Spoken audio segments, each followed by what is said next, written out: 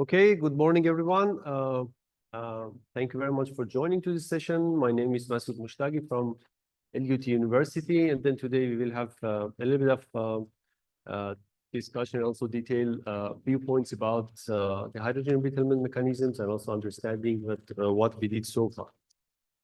The first point is that our activities in the research group of steel structures in LUT is now, I think, renowned and also continue to expand in different fields of structural applications and also design, and then testing the different materials for different applications that you can see here from the high temperature applications or engine, and also the ship application, aerospace, pipelines, and then hydrogen storage, and also the underground storage. And then this presentation is aggregation of lots of efforts from my colleagues, that some of them also sitting here, and then from my former group and also the current group in LUT.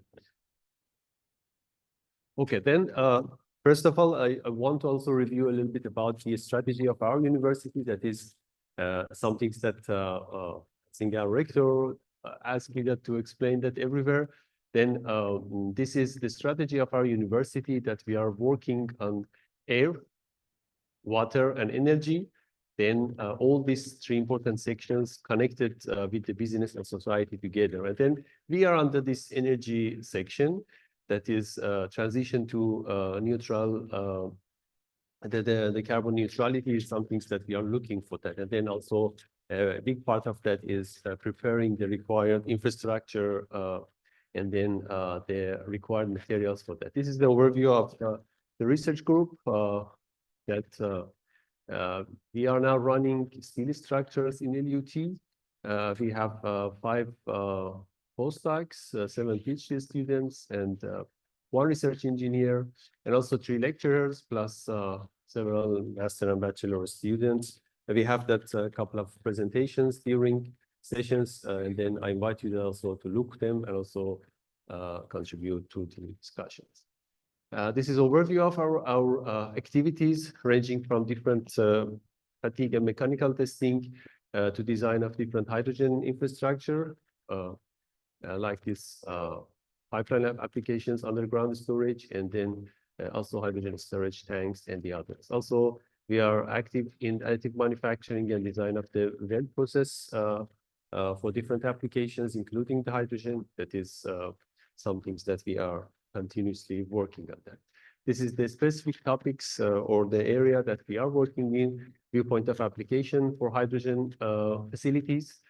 Then you can see the underground storage that and also design for ships, and also design for the hydrogen storage tanks, and then pipelines, and also the gas turbine and compressors that we are now active. This is also an overview of the activities and then the facilities that we have access in our lab, and also other places that we are collaborating. That the points that we have a star means that the collaboration with other groups, then we are working. That mainly is my former university in Austria.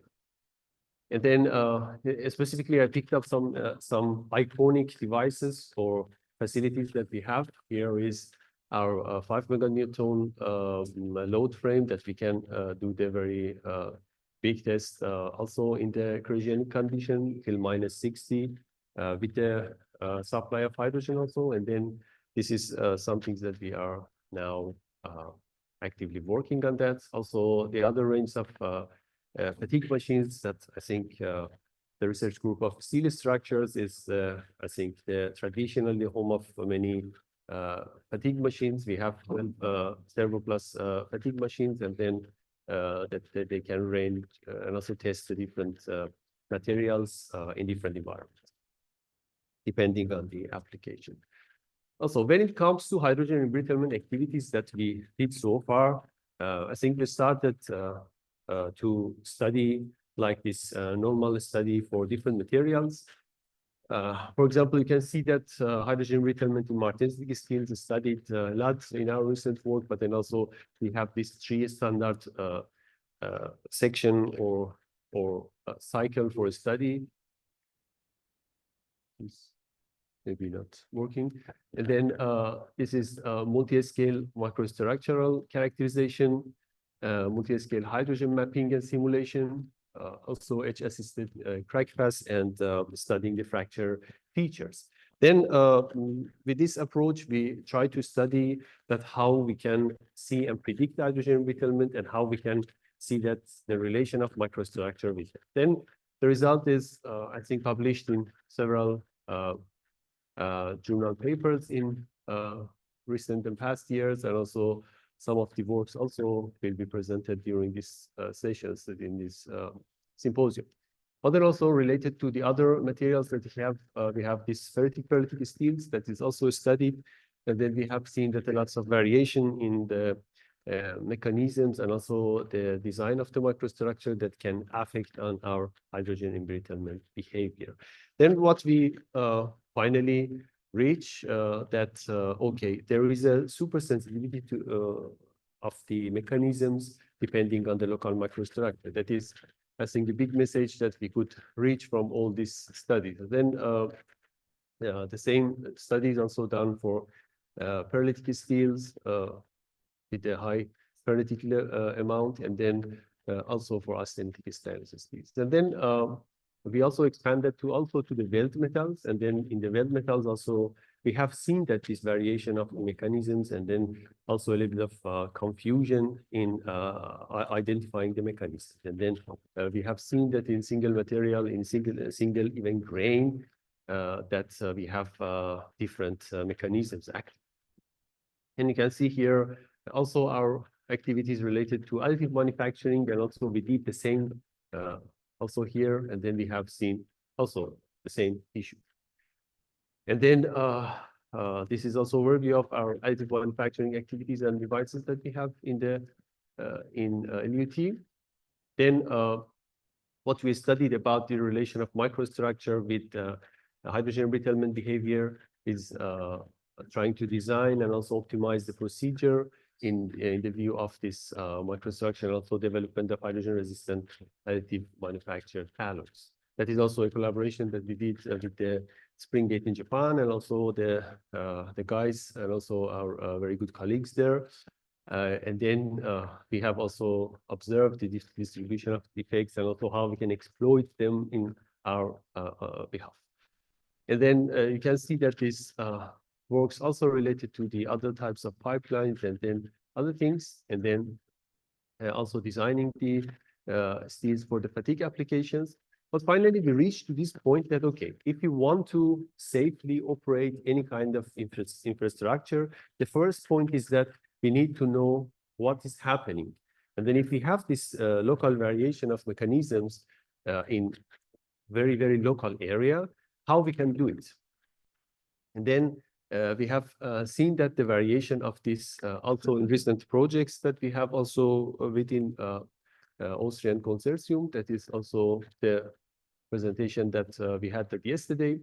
And then finally, we could see that the evaluation of these cracks and also the expansion of the damage in local viewpoint can affect the global behavior, and there is a big confusion here about it.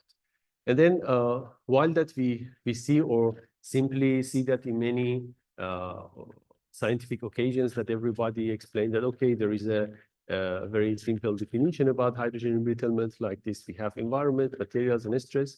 But then the reality is that the mechanisms that is also introduced, like help mechanism that you know that, and also header mechanism that is based on the cohesion, is always explained and developed. But then the point is that we can see variation of these mechanisms in a very local area as we could see it. And also about the other mechanisms, we could see like age mechanism, for example, we could see some of the changes in local points, but then they are not too much easy to detect in all the material.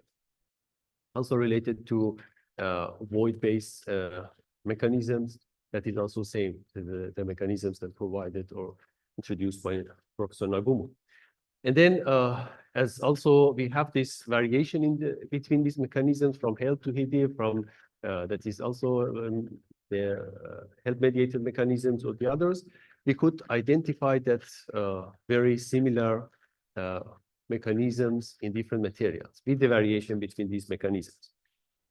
And then experimentally also we could confirm it.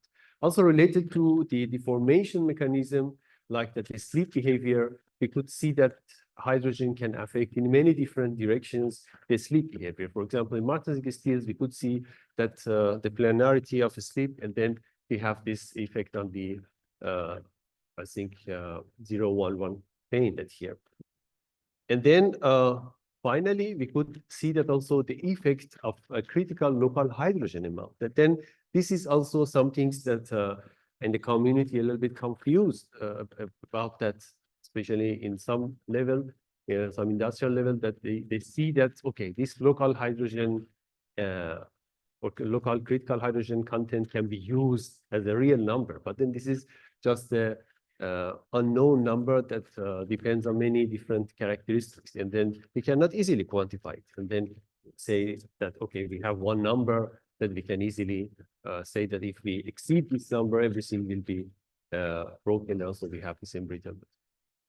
Then, but we could experimentally confirm that we have this transition for the different possible size depending on the material, that this is the boundary between having the crack initiation that point or not. Then this can depends on the local characteristics of these particles. But then absolutely finally we could reach to this point that we need a better viewpoint or strategy for identifying the hydrogen embrittlement first, to finally be able to see that how we can defeat it. And then what we did is just design this setup, and then we did the test.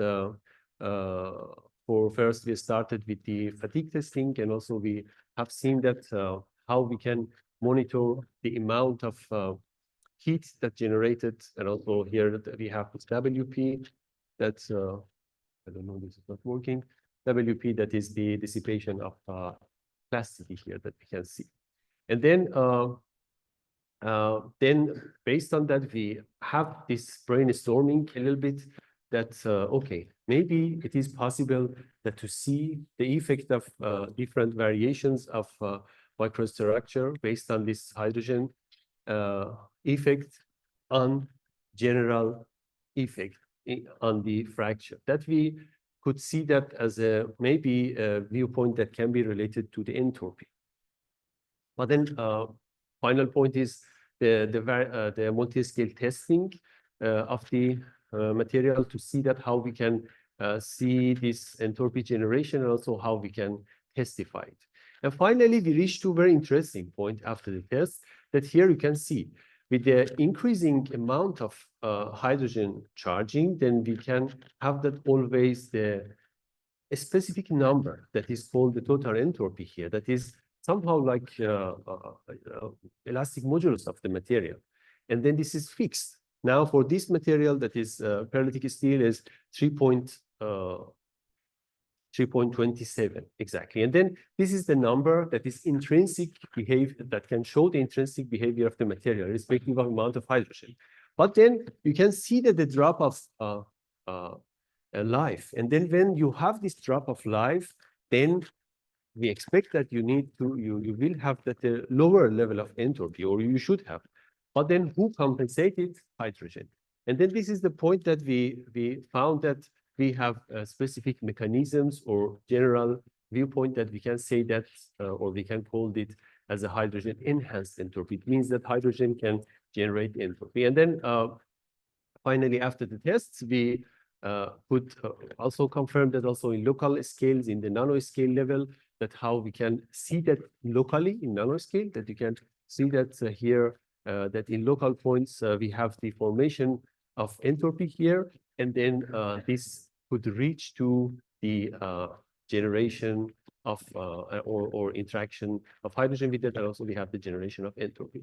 And also I want to also mention that here also Professor Miloš Čukić also did some also very interesting studies related to the confirmation of HELP plus HEDE with this method also. And then I can finally conclude that here as the last slide, that we can use this hint mechanism as an umbrella over these all mechanisms that we had that already. And then this new proposed way that will be some things that we can use in coming years. Thank you very much for your attention and also your time.